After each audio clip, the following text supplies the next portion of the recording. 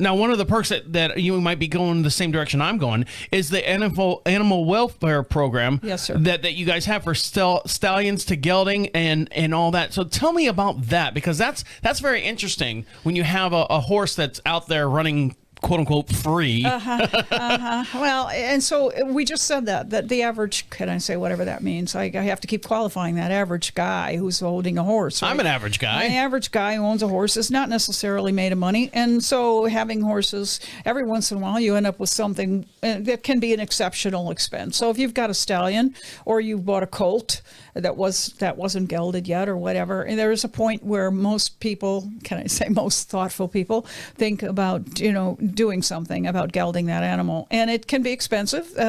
So we do offer a program if you are a member and you submit the proper paperwork, and it can be co-signed by your vet. So what's the advantage? I don't know if you know the answer to this, not being a doctor, of doing the gelding program. Right. Isn't there an advantage from taking a horse that's a stallion and turning it into a gelding as far as riding capabilities? Or training, you don't ride do you ride a stallion? I guess is the question. Yes. You do ride a stallion. Yeah, you do. Okay. You do. Is there an advantage? Like there's not as much testosterone? Is there not as much? They're not as amorous. Not amorous is the word I want to use.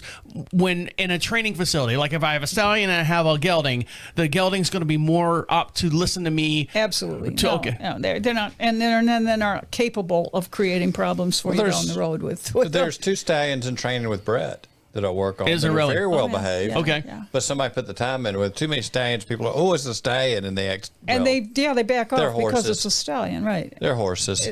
So stallions. I've ridden stallions in Mongolia, by the way. But so no. The point is, it's like having a dog that hasn't been neutered.